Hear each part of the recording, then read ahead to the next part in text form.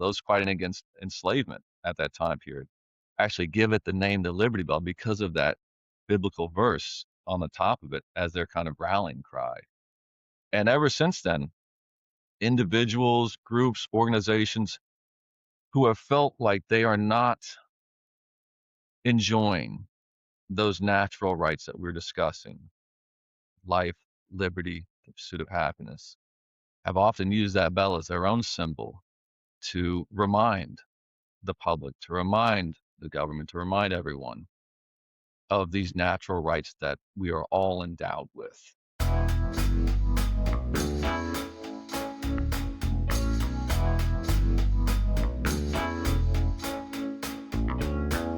Hi, everyone. This is International Dribble, and I'm Chet Kona. One of the reoccurring topics across many of our World Cup travel preview episodes is due to the fact that the FIFA World Cup is occurring during the Independence Day of both Canada and the United States in the first week of July.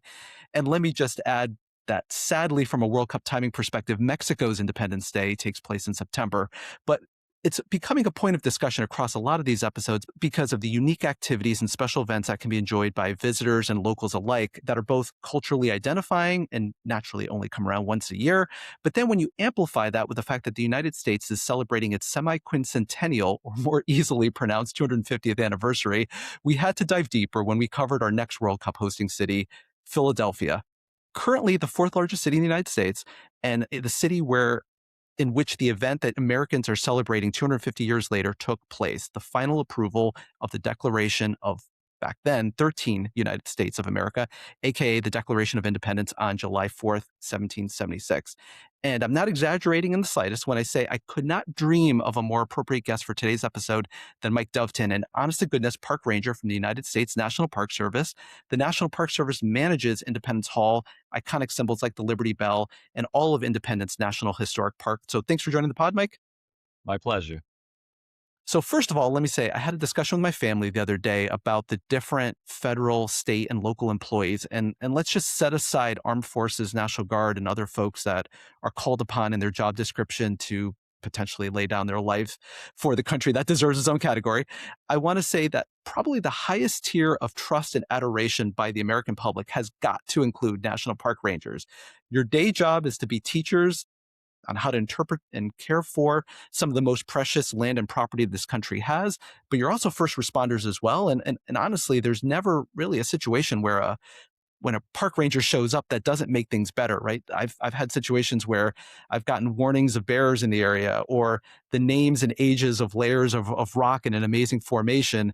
And I've also experienced just last summer what it's like to be in the room during the consideration of the Declaration of Independence. So I'm sure you don't think of yourselves as rock stars, no pun intended, on a day-to-day basis, but did I capture the essence of what it's like to be a park ranger? And can you expound on my description?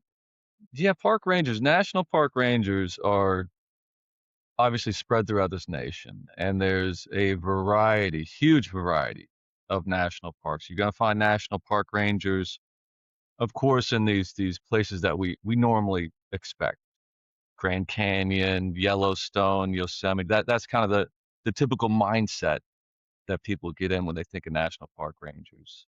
But you're also going to find them in places like the Statue of Liberty, right? That's a national park. You're going to find them the Arch in St. Louis, Gateway to the West. There's a really cool one. They've got one down in New Orleans, and it's actually a national park dedicated to jazz. So anything that the American people and Congress together feel like is part of our nation's fabric, like one of our treasures, that becomes a national park. And it could be cultural, it could be natural, it could be an idea. Things like, up in New Jersey, there's Thomas Edison, his laboratory. It's a national park. So yeah, we're all over the place doing a variety of different jobs. I could never work at the jazz one down in New Orleans because you actually have to be able to play an instrument to do it. So I'm out of that one.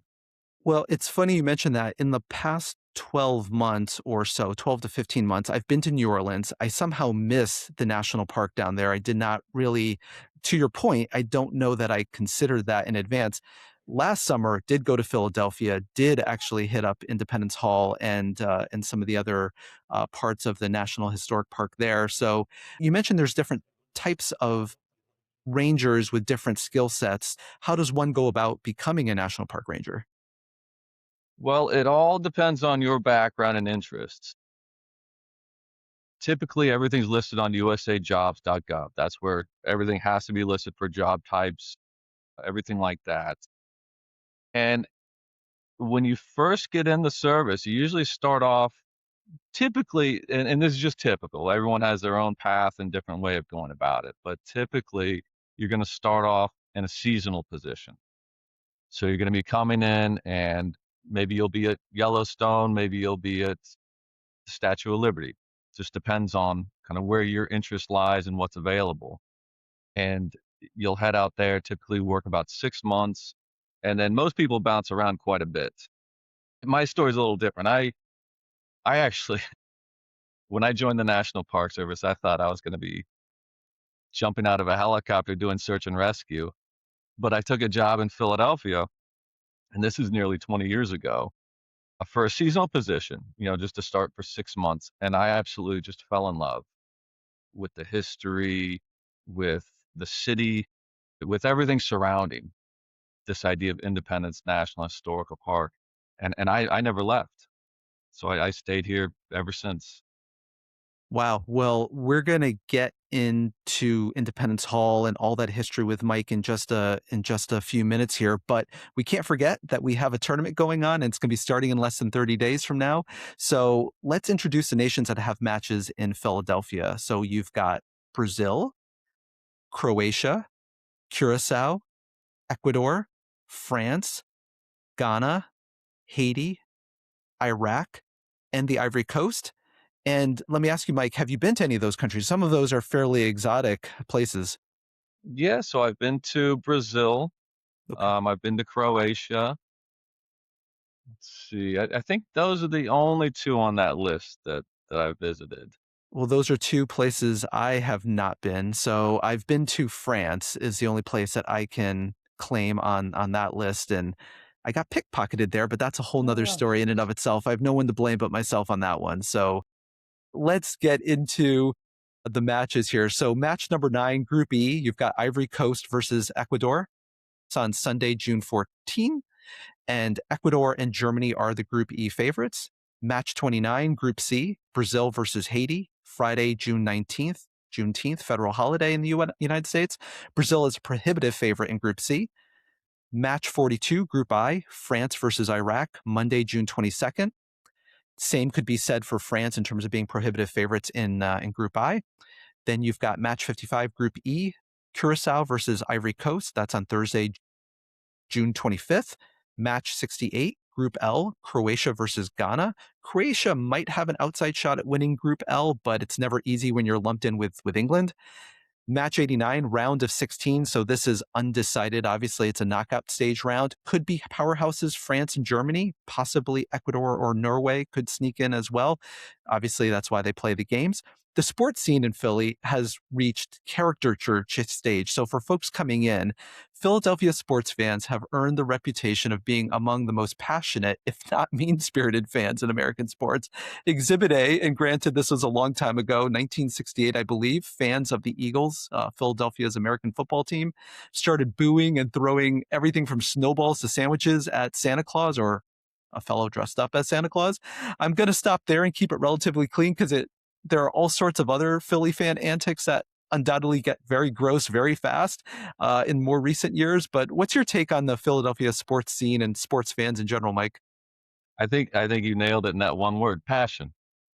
It's a very passionate fan base. They love their teams. They're with them through thick and thin. And we were just talking before we started recording, you have adopted the Philadelphia 76ers as your NBA team since you've come to Philadelphia 20 years ago. Yes, I don't dare say it too loud around here, but I am a Kansas City fan. I'm from Kansas City originally, and when you grow up somewhere, your friends, your parents, your family, everyone's deep seated in that hometown team. So that's hard to step away from. But I will root for the Eagles if the Chiefs aren't playing. Sounds good. And also because Kansas City doesn't have an NBA team any longer, I guess that gives you free license to adopt a new NBA team in this particular case. That's right. That's right. Well, matches for the FIFA World Cup are being held at Philadelphia Stadium, aka also known to locals as Lincoln Financial Field. It's a 69,000 seat stadium located in between the airport and the city center and not too far from the Delaware River. The Delaware River separates Pennsylvania from New Jersey, and non locals don't often recognize this, but southern New Jersey is to Philadelphia what northern New Jersey is to New York City. So, shout out to New Jersey, a place that is and has been putting in the work, but never gets the amount of attention it thinks it deserves. So, on the northwest part of the city is Lemon Hill in Fairmount Park, where Philadelphia's FIFA Fan Festival will take place. And it's open for all 39 days of the tournament from June 11th to July 19th. Hours are going to vary by the day, and you do need to register online for free in advance to enter. I've never been to Lemon Hill, Mike. Is that a typical location for events like this, or is the city trying something new? It's a nice open space. They do hold public events up there quite frequently, so they'll be ready. Everything will be cleaned up. It'll be a wonderful spot for people to come. If you're fortunate enough to be staying in the city center, Philadelphia is, I would say, a reasonably easy city to walk. But SEPTA, am I pronouncing that correctly? You are.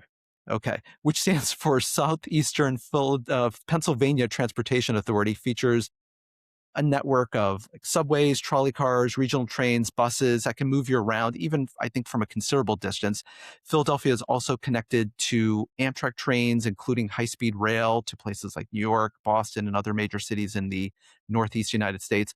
Unlike other cities, Philadelphia's existing infrastructure should be able to get fans to matches. I believe it's the orange colored Broad Street subway line, takes you like what, maybe a kilometer or half a mile from the stadium. It's right there. Yeah, fans will have no problem getting to the stadium. They're gonna run extra trains going out there, and the orange line, the Broad Street line of SEPTA, you can pick that up. That connects with all the other different regional rails as well. So it is a central hub that you'll be able to just scoot right down to the stadium. And once you get out of the subway there, the stadium's right in front of you. You just walk across a couple parking lots. And speaking of SEPTA and speaking of the Independence Hall and the National Historic Park, if you're taking SEPTA, what is the best line to take to get to where you work? So there's two main lines that run through Philadelphia, and they intersect. It's kind of like a giant plus sign or a cross. We were on the Market Frankfurt line, which is the blue line. So there's an orange line, there's a blue line.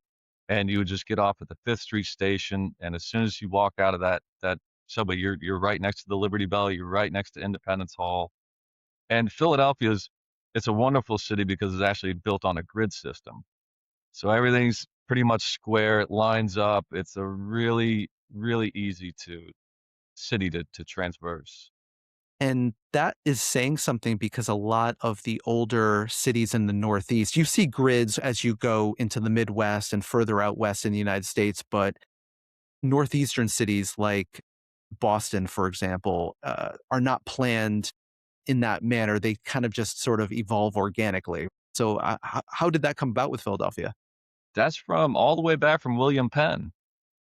So we're in the 17th century, in the 1600s. He lays out this plan for a city, and it's river to river. So from the Delaware River to what we pronounce the Schuylkill River, which is right on the other side. And he lays out a grid system with five green spaces that will be in it. And those original green spaces were labeled Southwest Square, Southeast Square, Northwest Square, Northeast Square, and then Center Square. Quakers, William Penn was a Quaker, and Quaker tradition is that you don't name something after someone. Since then, we have rededicated those. So there's Franklin Square named after Benjamin Franklin. There's Washington Square named after, George Washington. There's Rittenhouse Square for David Rittenhouse, and also Logan Square. So, within Independence National Historic Park, what are some of the key spots or key landmarks, located within the park itself? Oh, Chet, we got nearly 18 buildings, Wow. all from that time period. So Independence Hall, obviously that's the showstopper. That's the one, on the back of the $100 bill when you look at that. So that is a spot where the Declaration of Independence was debated and signed. It's where the United States Constitution was debated and signed. It's the birthplace of the United States. Right across the street from that, you'll find the Liberty Bell. We have the Second Bank of the United States, which is a portrait gallery. So it's hundreds of 18th century original portraits of Jefferson, John Adams, Benjamin Franklin, Thomas Jefferson. We have, we're actually opening up the first bank in the United States. So July 1st is the grand opening of it. This is a building that was built in 1797 when it opened. And this was literally, the first bank of the nation, of the government, not the first bank in the United States, but the first bank of the United States. So it was kind of the brainchild of Alexander Hamilton. An often overlooked building right next to Independence Hall is Congress Hall. And not many people know this, but before Washington, D.C., Philadelphia was actually the capital of the United States. So that is where Congress met, the House of Representatives and the Senate. And it's open for visitors to come through. We take in thousands of people every day. Well, I'm embarrassed to admit this, but I had never visited many of the places you had just mentioned until last summer. And there's a story behind that because growing up, listeners of the podcast know that I've grew up in Connecticut and we would take field trips every year to Philadelphia in middle school. It was part of a tradition at our school. And the year I was passing through middle school, or the years I was passing through middle school where they would take this field trip, we had a brand new teacher right out of college. And she could not handle a bunch of rowdy eighth graders. So they canceled the field trip that year, missed out on my Philadelphia experience that I was really looking forward to because it was something that was hyped up, as you were getting to that age. And I never came back until essentially almost 40 years later. We did an episode a couple months ago on Boston. And for folks that want to pick up where that story left off, describe the key events bridging some of the events in Boston, the Battle of Lexington, Concord, and the other key events in 1775 with the events in Philadelphia in 1776. So what's going on up in Boston? Lexington Concord, obviously, April 19th, 1775. It's in response to that with a number of other things that they decide, many of the colonists, that they need to organize and try to come up with some sort of response, some sort of solution of the events of what's going on in Boston. So that's when they decide to meet here in Philadelphia. And it makes sense for the area. Philadelphia at that time period, it was the largest city in the North American colonies. And if you ever look like in an old map, even look at a new map, and you think of the original 13 colonies, you think of, Georgia at the very southern tip, and then New Hampshire coming up at the top. About halfway between there is going to be Philadelphia. So it made sense geographically as well. So they meet in Philadelphia, and not everyone's still on board with this whole idea. There's only a few firebrands coming in that are really pulling for independence at this point. We got some big hitters from Massachusetts coming down. We got Sam Adams, we got John Adams, and they really need a response. That's their place. That's home up there. But you've also got representatives coming in from South Carolina and Georgia that they don't know what's going on up there. That's not really their problem because it's so hard for us to kind of wrap our minds around this. But a lot of these people, they don't think of themselves as Americans. They're Virginians, they're Pennsylvanians, they're North Carolinians, and so forth. And that comes first and foremost. So they're meeting in Philadelphia to begin with, in a response to um, the shots at Lexington, Concord, the Boston Massacre, these events that are really turning Boston upside down almost, the closure of the port. Boston is really under siege at this point. And they come up with this idea. They're not ready for independence yet, but one of the first things they're going to do is the Olive Branch Petition. So what this basically is, they're coming together and they're trying to write, a letter to the king. We still think, we can work this out peacefully if just a few calm minds get together. We can kind of work this out and move forward, just like we always have. We got At a this punch point, list. Here are the top 5 things we need to kind of take care of, and then we're good to go. yeah, yeah, and the idea is that the colonists, their beef is with Parliament at this point, not necessarily the king. Mm. So they're writing to the king to say, hey, get Parliament under control. Like we want to work with you. We want to move this forward. We're loyal subjects, at this point. The king receives this petition, but refuses to even look at it. So now we start to see some movement going on where hands start to become tied. So after months of debate, it takes nearly a year. There's still battles going on. Congress decides, the Continental Congress, of course, decides there should be some response to what's going on in Boston. We need to support them.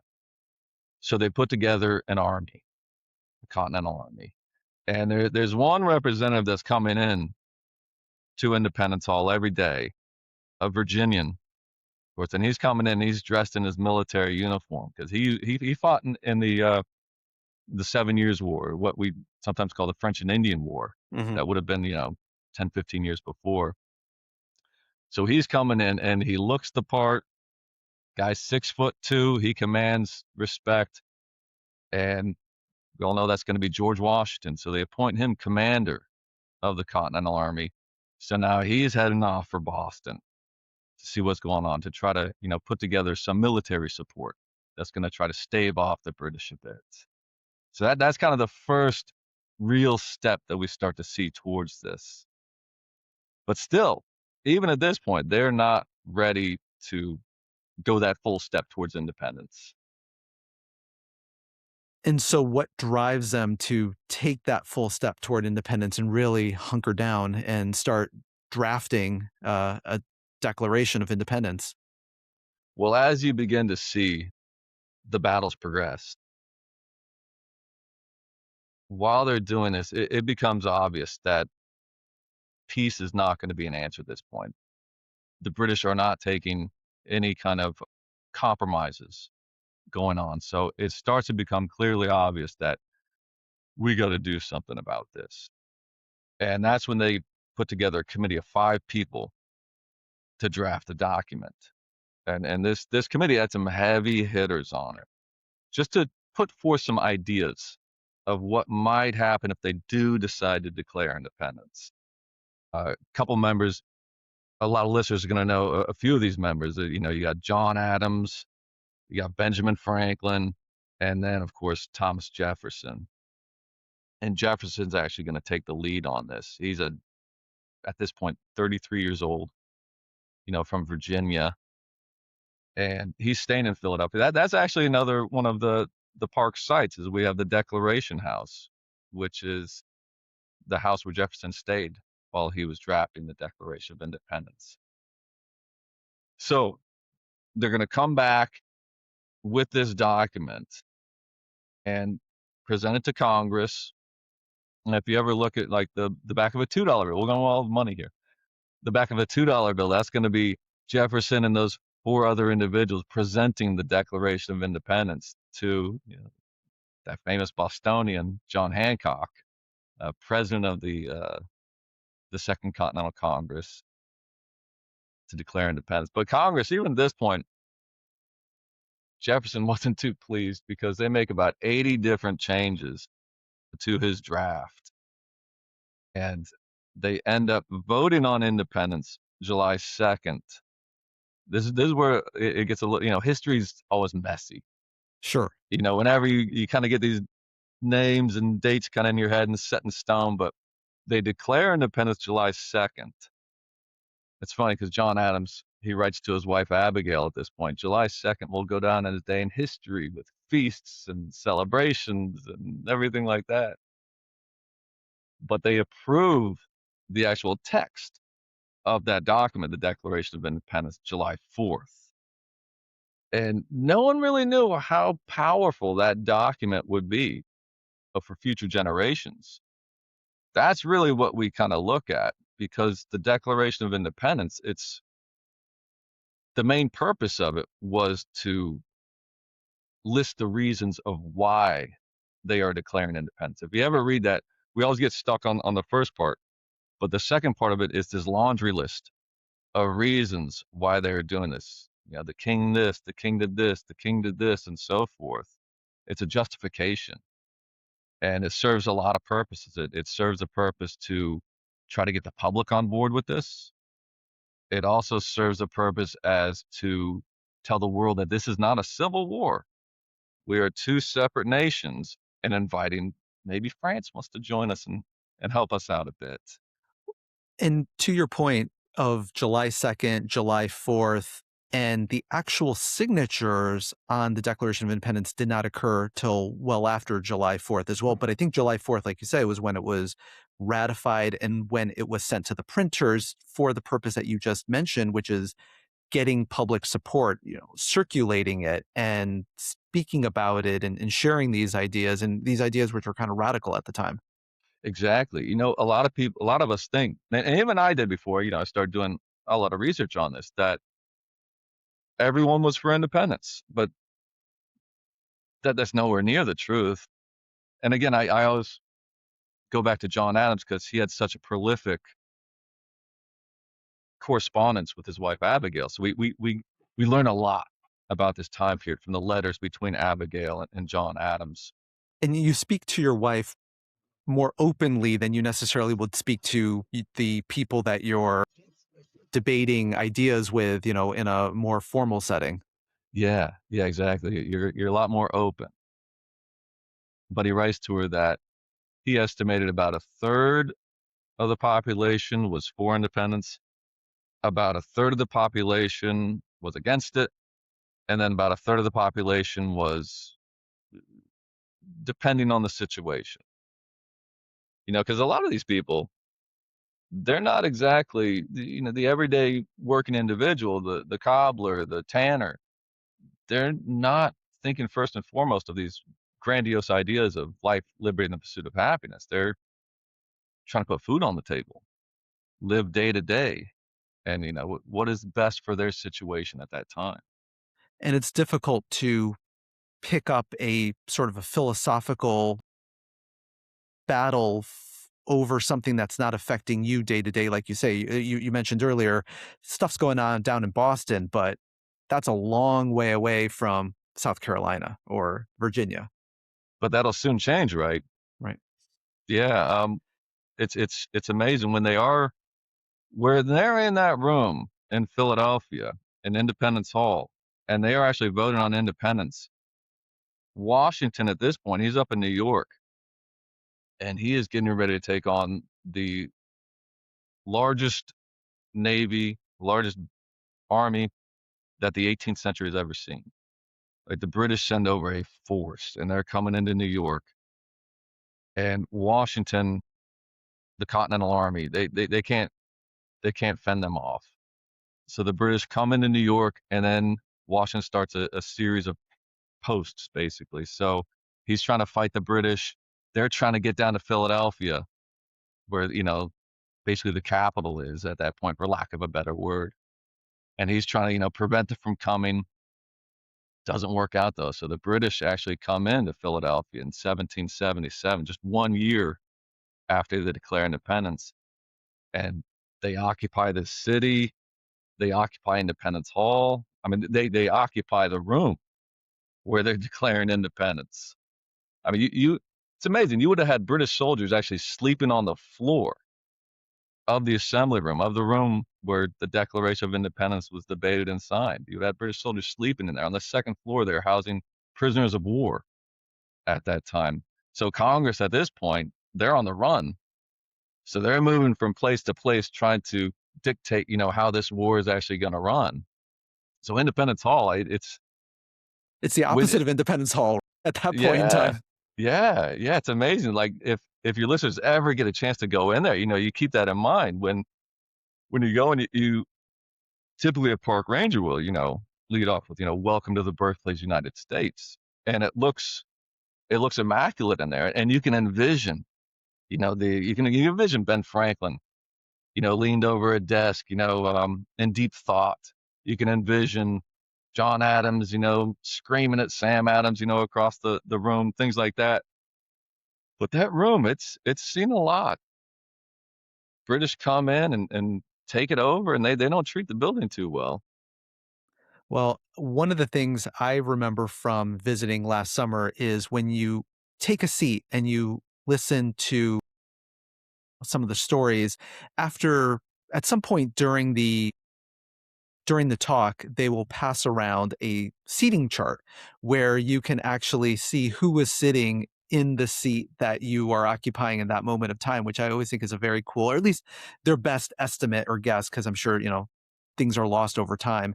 But I found that to be particularly, hits home right in a way where you're like, oh, I'm sitting in the same seat that, so and so from, Delaware was sitting, or New York, or et cetera, et cetera. It's amazing, Chet, right? Like when you read about these events, it's it's fascinating. It's very interesting. But when you actually go to a place and you have that direct connection, like there's no intermediate. You're there where it happened. You're there. It's this space that you can almost feel. You're breathing that air. It's a completely different experience.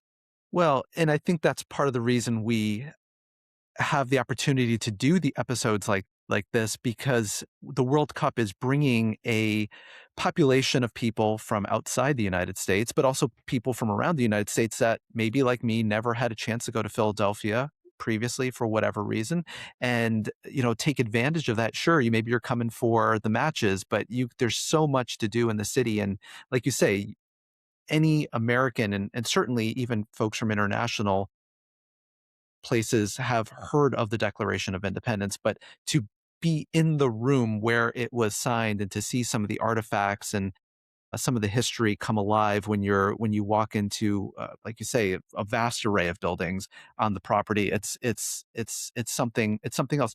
Talk a little bit about the philosophy, because for me, and maybe I'm just a sucker for these sorts of things, but even hearing the park ranger speak at the day that I was visiting, it almost brings water to your eyes in terms of the philosophy and the rationale driving the declaration, and the reasons behind it. Talk a little bit about the just from a philosophy perspective and how different it was from how governments were run at that time around the world. So, I mean, the Enlightenment period is well into full force at this point. It is spreading throughout Western Europe and the rest of the world. John Locke, so many different political philosophers going on at that time. So these ideas are out there. They're in the air. It's a zeitgeist of what you can really feel. What's unique about the Declaration and what's happened in the colonies is they're going to actually try to put these ideas into practice. So this whole idea of self-government.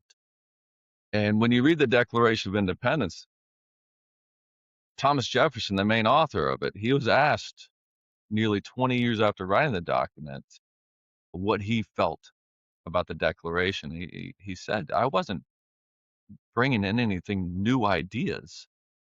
I was merely trying to capture the sentiment of the American mind at that point. So these ideas are out there, and it's this whole idea of natural rights, what we would today consider human rights. This idea that all men are endowed by their creator with certain unalienable rights, and that among these are life, liberty, and the pursuit of happiness. And that's been an ideal that we have strived every generation to try to live up for. Sometimes, we don't, and nothing was perfect at that time period. I mean, there was enslavement, there was women's rights, Native American rights. But it's this ideal that everyone, every generation is moving towards to try to come to meet that ideal. And I think that philosophy, I think we're still in it. And I think the other part of those sets of rights and those ideas is that any government that doesn't abide by these rights and doesn't sort of obtain the consent of the people that have these God-given unalienable rights is subject to losing its legitimacy and is subject to being overthrown. And I think it's really put forward 11 years later in the Constitution of the United States with the document. It doesn't begin, "Hey, the king, us the states." It starts, "We the people." So that is where power is derived. Now, the key events after signing the Declaration of Independence, so that happens in 1776. You've got the Treaty of Paris in 1783. And then you just mentioned the US Constitution in 1787. Are there other key events that occurred between those three sort of tentpole events that are worth mentioning? Yes, so one of the interesting facets about that is after they declare independence in 1776, we have this pretty long period where we are governed by the Articles of Confederation. And that's an often forgotten about period or looked Mm, over period. But it's really fascinating when you start to dig into it. So under the Articles of Confederation, each state is a different country. I mean, the closest thing that I can kind of get to is you kind of think of the European Union, and it was in that same kind of fashion. And I speak of the European Union even before the euro. So they even had their own money. So Georgia had different currency from New Jersey. New Jersey had different currency from Connecticut, and so forth. And that was the idea under the Declaration of Independence, was that each state was going to be a separate country coming through. And that was the purpose originally. So they're with that, and it works out very well when they have this common goal, right? When they're fighting the British, right. and they have this common cause that just binds them together. But after the war, we begin to see some problems. One thing under the Articles of Confederation that was became painfully obvious that it wouldn't work was that to pass any amendment or any change to the Articles of Confederation, you had to have unanimous consent. So every state had to agree to it. And Chad, you can imagine that that's not going to happen. Of course. I mean, and at that point in time, you had 13 colonies, and that number was growing sort of by the year. And so, yes, it becomes exponentially harder. But even at 13, you're still not going to get agreement on everything. Yeah, and a lot of these states had different economies, relying on different ways and means of getting money, different lifestyles. Massachusetts is a very different place from South Carolina in the way that they're, operating. So that's when they decide that they're going to have another meeting. And 1787, they originally were going to meet in Independence Hall again. Their orders were to revise, just make some minor adjustments to the To the existing articles. Articles of Confederation. Yeah, yeah. But you have certain members that come in that show up, and I'm going to call out Alexander Hamilton here by name. He's going to show up and try to just blow this whole thing up. Say, we need a stronger national government. We need to just swipe away the Articles of Confederation. We need to start fresh and really pull this in. Do you feel that there's an element of some states feeling there's like a bait and switch going on where they were like, hey, we were behind the Declaration of Independence because we thought the end game was the Articles of Confederation. We were not planning on or even wanting uh, a constitution or a national government. Oh, certainly, certainly. And Hamilton knows this. He doesn't come in, guns blazing, anything like that. It's political. So he's got to, work his magic and try to convince other people that kind of this is what we need. George Washington, he is appointed he's appointed the president of the Constitutional Convention because there's a lot of mistrust in that room. Like they don't trust each other completely. But Washington is one individual that everyone trusts. He, after the war, even during the war, let's talk about that. During the war, Washington always reported to Congress.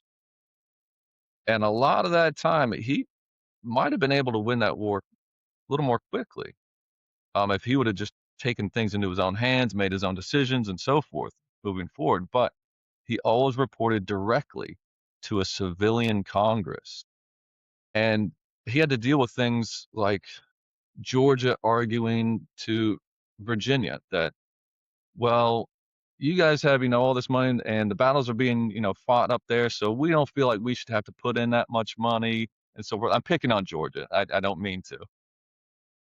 So he had to I kind lived of, in I lived in Georgia for a few years. I'll be fine. so he had to really deal with the politics and the headaches of going on in that fashion. Meanwhile, he's got soldiers that need to be fed, soldiers that need shoes, just to march in. So even though that's going on, he still reported directly to Congress. He becomes this famous individual, the most famous in the United States at that point. And what he does after the war was amazing. He reports to Congress after the war's over and presents his sword and basically just gives up power, saying, I'm going to go back and be a farmer in Virginia. And that's the reason you see that trust get involved in there, is that he was presented with power and did not abuse it, did not steal it in any way. He was able to It give it sounds back. like he didn't even seek it at all. It was actually tried to run away from it to a certain extent. And many times he was a reluctant leader, yes. Yeah, so Washington is that one individual that he's going to be the head of the table, and that's going to be the draw. That people are going to come in and kind of trust his guidance a little more than anyone else. So then, obviously, the Constitution does get signed. The country does start, and like you say, Philadelphia is sort of the center of the government at that point, and then plans are made eventually to design and form Washington D.C. Which, by the way, Washington D.C. is a designed city, very much so, and the structure of the roads are very much geared toward moving you toward the capital, or kind of spanning away, spanning from the capital. The Philadelphia, like you said earlier, is a grid-based city. So not only had the foresight to the foresight for the Declaration of Independence, the foresight for the Constitution, the foresight for city planning. Like kudos to the city planning, on the town. So a lot of forward thinkers in Philadelphia through and through. William Penn has some good ideas. And even after the Constitution is signed, you mentioned, it still isn't taken into effect. It has to go out to the states to be approved. So that's kind of when the ratification process happens. And some of your listeners might have heard of the Federalist Papers. That's this whole letter writing campaign, newspaper campaign that went back and forth, Alexander Hamilton, John Jay, and so forth, to try to convince these state capitals that the Constitution was a good idea. And that takes 2 years, yeah, to actually do it. There's another icon that resides in the National Historic Park that also is sort of a rallying point for the people, and that is the Liberty Bell. It's a whole different category than some of these documents that we've just been talking about. But discuss the history and the lore behind the Liberty Bell. So the Liberty Bell, it was fashioned just as any other bell to begin with. It wasn't meant to be something symbolic in that nature. It was originally sent over from London, England, 1752. Arrives here in Philadelphia, and it's just going to be the State House bell. Independence Hall, its official name is the Pennsylvania State House, Mhm. House of State Matters. So it was going to be in the bell tower up there to call people to meetings, celebrations, mourning, anything like that. And it hangs up in that tower, and it rings out for to call the time. It rings out for Sundays. It rings out for, again, celebrations, things like this.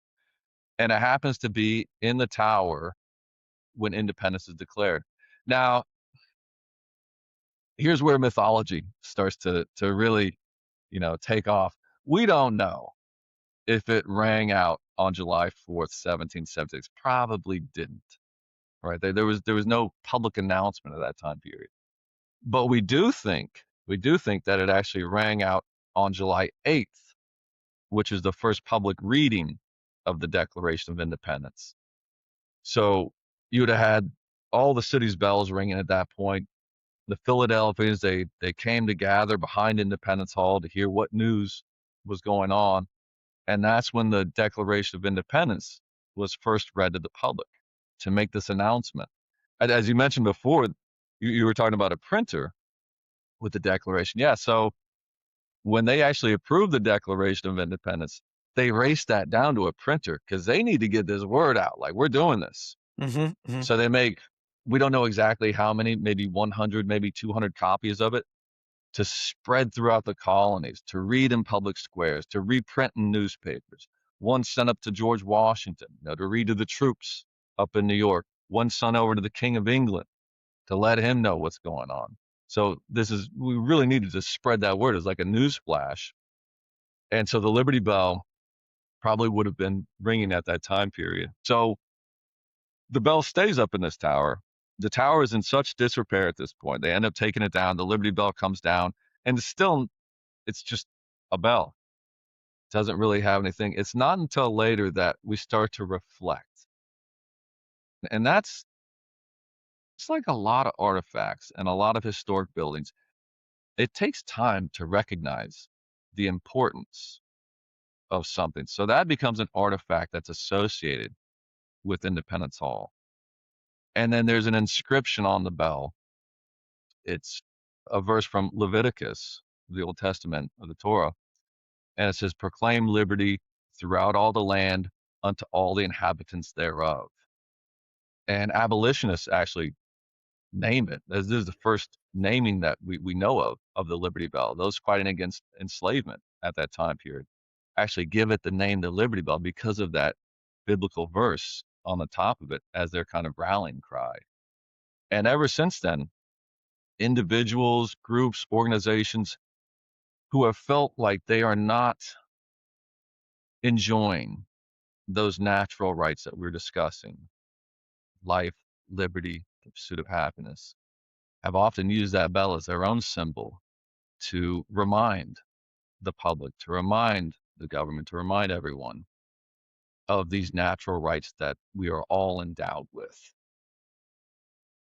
Well, the National Park Service does a phenomenal job of taking care of all these artifacts, all these buildings. Like you say, some of these buildings were not treated the best over time. And the Liberty Bell is very well displayed, very well taken care of. There's great photographs and information, even kind of snippets of pop culture from back in the day that you were just describing as sort of the icon of the Liberty Bell has grown over time. Talk a little bit about the national park caretaking of the grounds and everything that goes into that, because like you say, it's not just Independence Hall, it's not just the Liberty Bell, it's not just the visitor center. It's, I think, what did you say, 18 buildings or more? Yeah, yeah, and that doesn't even take into account all the gardens, all the yards, all the administrative buildings, things like that. So we have an amazing crew here. I mean, we have a couple hundred employees. And on our roll, we have, of course, park rangers like myself that love to talk to, the public about history, things like that. We've got our law enforcement park rangers that are here, to protect, to help out, for medical emergencies, everything like that. We've got our grounds crew. So we've got gardeners, we've got masons, we've got carpenters, because a lot of these buildings are old and they need to be taken care of. Maintenance is preservation. That's what our team likes to say. So we try to stay on top of these to make sure that they don't fall into disrepair. And then of course we've got, the everyone running the budget. We've got people running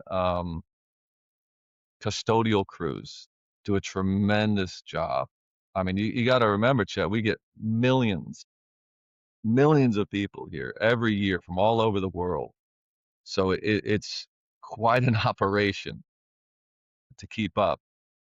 And you do a fantastic job. Again, like I say, I keep going back to the fact that I just visited, my one and only time visiting was less than 12 months ago. So it's very, relatively fresh in my memory. And so you guys do a great job of caretaking, guiding the public, understanding where to enter, where to exit, understanding that if you exit here, you're not going to be able to get back in very easily, and so on and so forth. But talk about the other side now. So tips or resources for visiting the grounds. You mentioned that you guys do get millions of visitors. I think this summer is going to be even more than normal. Just what are some tips that you have for visiting? So we're prepared. We've done big crowds before. If you remember, said 12 years ago, the Pope came Mm, and spoke, in front of Independence Hall. We had a concert. Oh, I don't know, maybe 8 years ago. John Bon Jovi, Bruce Springsteen. We had President Obama at that time speaking, from the grounds. So we are prepared for high profile events that come in there. And I would recommend that visitors not simply focus on the Liberty Bell and Independence Hall. Those are definitely must sees, but there's some other things that are off the beaten path a little bit that I think people would sincerely enjoy. There's Franklin Court. So you can actually go and see the foundations of where Benjamin Franklin lived. And it's this really cool architectural site, archaeological site, where we know exactly where his house was, but we don't know what it looked like. It was torn down in 1812. mm. So it's this wonderful idea. This designer for the bicentennial in 1970 built this what we call a ghost structure. So it's this metal outline of the building, and then there's these concrete, almost bunkers, that you can look down into and then see the original foundations of Ben Franklin's house. And then if you go in the museum right next to it, it goes underneath the foundation. So it's all an underground museum completely dedicated to Philadelphia's favorite founder, Benjamin Franklin. So that's definitely a must see. There's a printing office right there as well that's dedicated to Franklin. And we'll actually do demonstrations on an 18th century style printing press. So we'll print you off a Declaration of Independence using that typeset print. So every letter is its own little piece of metal. We got to put that in one by one backwards as it goes across, because you're printing the mirror image of it, Of course. yeah, as it goes through. So kids especially love that because we'll do a whole talk about it, demonstration, and it's really family friendly. And I would also recommend going through some of the gardens as well. We have a rose garden, we have a magnolia garden. The grounds are amazing as you go through. As you walk down the cobblestone, you can feel, that you're kind of walking through an 18th century or even early 19th century historic Philadelphia. So it really does lend itself to your imagination of being there. And for people coming over from Europe or other places where recorded history is older than it is in the It's United States. brand new to them, right? Yeah, it's brand new to them, but like it's amazing. I mean, there's far too few places in the United States that have those cobblestone streets, those old structures that are preserved as well as they are in Philadelphia. And obviously in spades in the National Historic Park, but also all around the city. You're going to see some of the oldest buildings in the country and still relatively well maintained. Hmm. Yeah, for sure. What would you say the split is between domestic and international visitors, if you have a feel for that? That's a great question, and it depends on the season, of course. Winter, we're going to get almost, I would say, all domestic, but the vast majority domestic. Um, Typically, the summer, if I had to just say something off the top of my head, I don't have statistics or numbers in front of me, anything like that. Uh, I would say 75% domestic, 25%, 30 international coming through. We have a lot of international visitors come through, and we have interpretive information in I'm going to say 13 languages. We have a film in the Liberty Bell Center that plays in, 8 different languages. So we're ready. And if anyone needs help, a lot of our staff will speak multiple languages coming through. And I believe Independence National Historic Park is not one of the 11 national parks that has the foreign visitor surcharge that came into effect, I think, earlier this year. Is that correct? We do not charge. Yeah. So our congressional mandate as a national park, Independence National Historical Park, was not charge a fee. So there is no entry fee to it. Now to go inside Independence Hall, typically have that tickets, but that's just like a dollar reservation fee to come in. Yep. Yep. And we touched on the foreign visitor surcharge during our Seattle episode, so and how to best navigate that. So you can check that out if you're a foreign visitor visiting other national parks. But as Mike just mentioned, it's not something you need to be concerned about with Independence National Historic Park. Now, are there any special events for the 250th on the grounds? So we're opening a number of exhibits. As I mentioned earlier, the first Bank of the United States, that's going to be Mm, a big one. We're also redesigning this exhibit that's right next to Independence Hall. And this is one that I'm really excited about. So this is called the West Wing of Independence Hall. So it's literally this little building right okay. next to Independence Hall.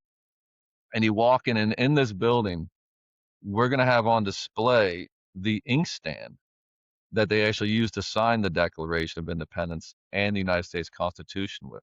So it's this little silver inkstand with 3 components on it. And this thing, every time I look at it, I kind of geek out about this stuff, but I get goosebumps because you can imagine what that inkstand has seen. I mean, that inkstand, John Adams, Thomas Jefferson, Ben Franklin, they all looked in that inkstand and saw their reflection. That inkstand saw, if their hand was trembling out of excitement, out of fear. I mean, they're literally putting their lives on the line. That last line of the Declaration of Independence, we mutually pledge our lives, our fortunes, our sacred honor. But those aren't empty words. They're putting it all out there. So that inkstand, it was in that room. It was witness to those events. So that'll be on display, and it hasn't been in quite some time for the visiting public. You don't need tickets. You don't need money, anything like that. You can walk right in. And then right next to it, there'll be 3 documents. There'll be one of those prints that you mentioned of the Declaration of Independence. And this is the actual one that was read behind Independence Hall on July 8th. There's a draft of the Articles of Confederation. A guy named Elbridge Gerry is Massachusetts, so you can see kind of his markups, what they were agreeing upon, disagreeing upon. You see all these scribbles.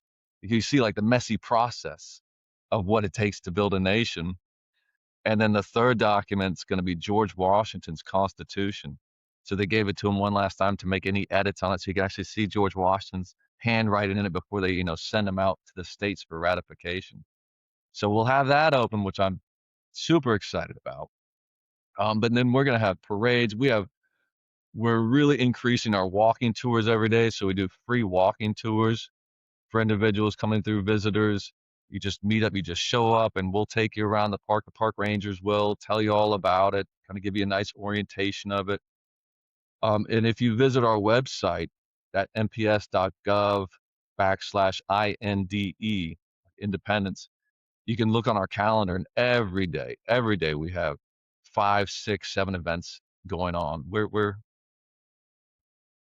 And maybe this is not necessarily within the confines of the park itself, but on the 4th of July, Americans love to celebrate with fireworks. What's a good spot to catch Independence Day fireworks in Philadelphia? There's a couple of them. There's one called Penn Treaty Park, which is located, I would say, half a mile north of the park, right along the Delaware River. So you'll be able to kind of see everything going up there. Anywhere anywhere along the Delaware River, that's kind of where you want to be. And there's a lot of really nice piers that you can go out that have turned into kind of restaurants and bars and so forth that you can have a look. So there's a lot of spaces just along the river. That's what you want to be. Awesome. Well, the National Park Service, as you mentioned earlier, has parks and properties all over the United States. Now, the World Cup is going to be played in 11 US cities. And so, aside from Philadelphia, we're going to not include Philadelphia in this. So, yeah, 10 other cities. Do you have a favorite national park site in or around one of the other host cities?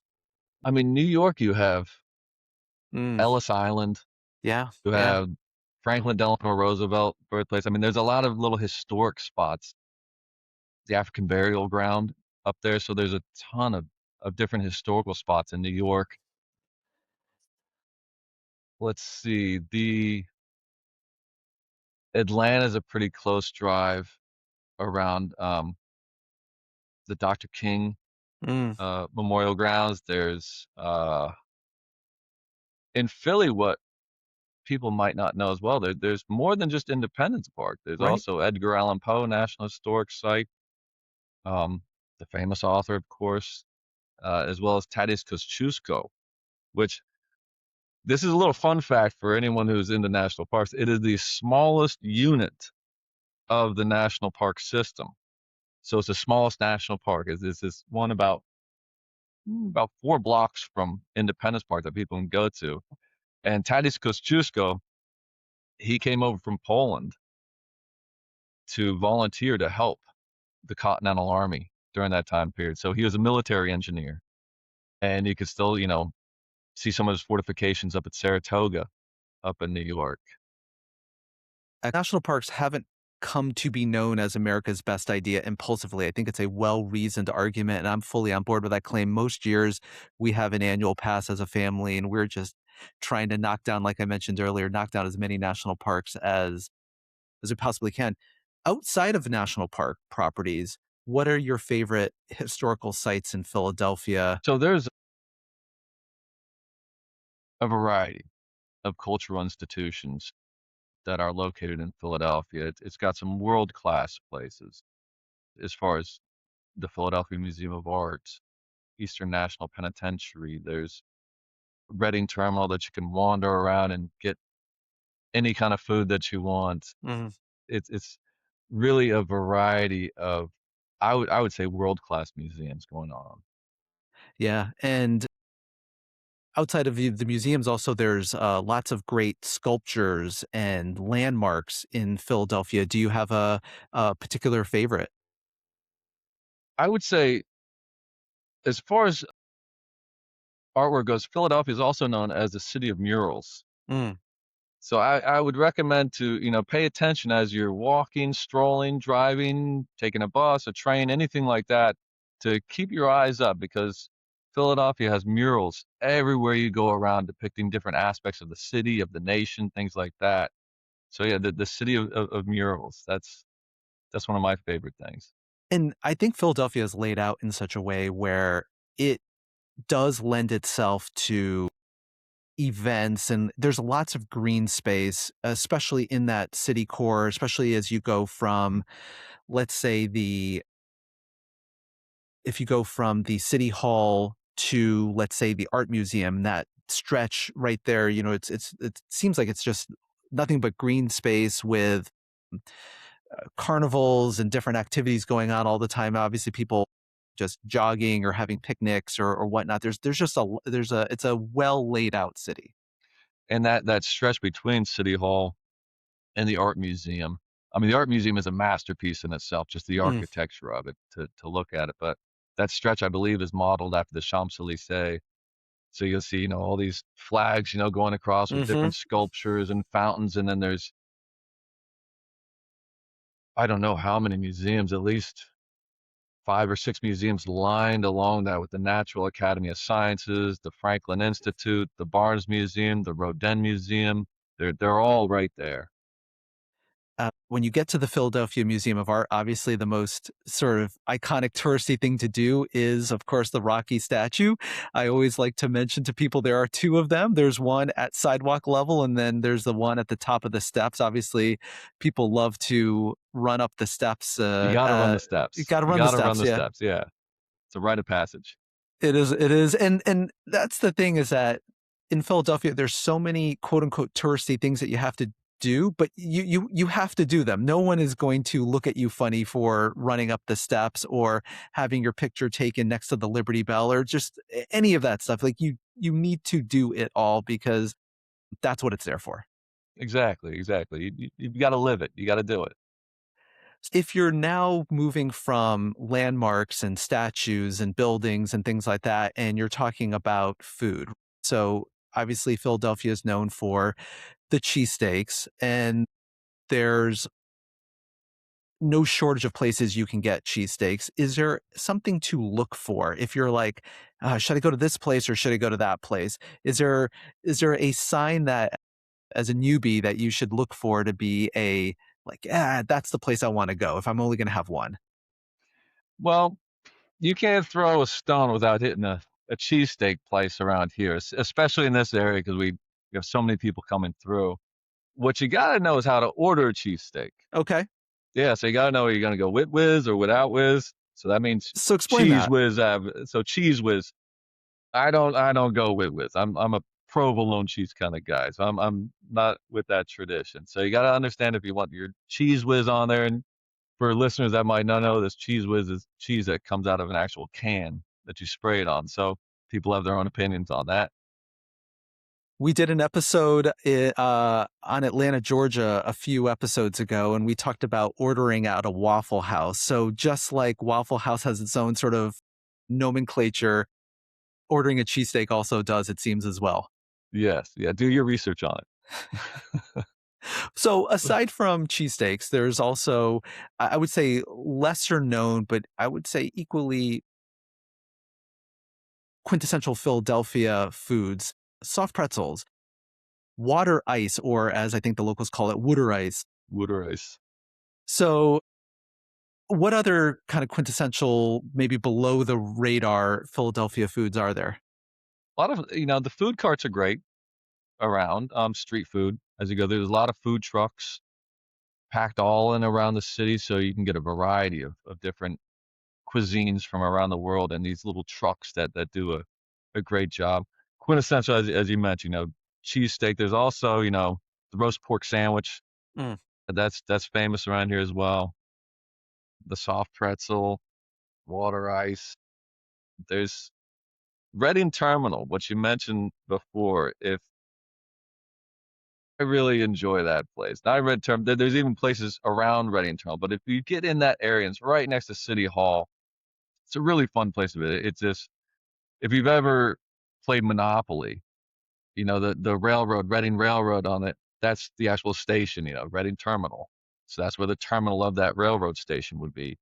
And it's been converted into this food stalls, basically, where all these vendors come in and sell every kind of food that you can think of. And you go in there, it's packed as you go in. It's a lot of fun. All the sights, the smells of just going around. You're going to get a wide variety of types of foods there. But one of the things that I think you see the most of around Philadelphia is like kind of people will call it Pennsylvania Dutch, but maybe talk a little bit about what does it mean to be Pennsylvania Dutch and what other countries and cultures have had left their imprint on Philadelphia the most, would you say? Yeah, so there's a pretty large German immigration that came to the Pennsylvania area. That's where would go through Pennsylvania Dutch. The Declaration of Independence, actually, the second language it's printed in shortly thereafter is German Mm. coming through. There's the Swedish, of course, we hear before Penn got here. We have Old Swedes Church. We have like any major metropolitan area in the United States. It's got a little bit of flavor from everywhere coming through, and it's what makes the city the city. It's what gives it its life force. It's wonderful. To your point, I was actually shocked at how awesome the Chinatown was in Philadelphia. I was not on my like sort of top 10 list of things to check out, but I kind of happened upon it and I was like, this is pretty extensive. Yeah, yeah. Did you walk past the gate I that did. they I have did. there? Yeah. Yeah, yeah. I always mention if you've got folks coming in from out of town or around the world, America's loves baseball, and the Philadelphia Phillies, the local Major League Baseball team, have, I would actually say, surprisingly, as I was reading into this, relatively few home games during the time of the World Cup. They've got just really three series. Miami's coming to town, the New York Mets are coming to town, and the cross-state Pittsburgh Pirates are coming to town. But they're on the road a lot during the World Cup. But the weather in the summertime not as hot as it's going to be in Atlanta or some Texas or some other places.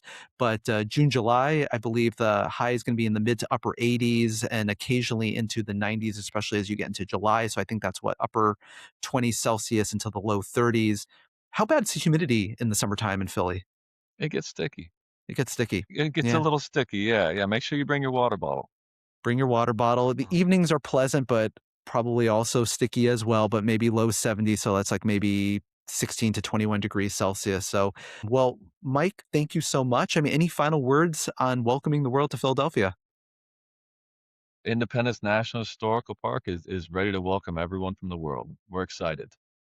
And to your point, at the Liberty Bell, there are photographs of dignitaries from all over the world, from the Nelson Mandelas to, like you said, the Pope had come in the past. And there's really it really is a celebration of liberty, which is a universal and international ideal. And it's like you say, something that never perfected. It's something that you have to kind of continually, day by day, march in the direction of. And so, thank you, Mike. Thank you to everyone at the U.S. National Park Service for making this happen. Thank you to everyone for listening. And as a reminder, you can catch International Dribble wherever you get your audio podcasts, watch online at YouTube, and be sure to follow us on Instagram.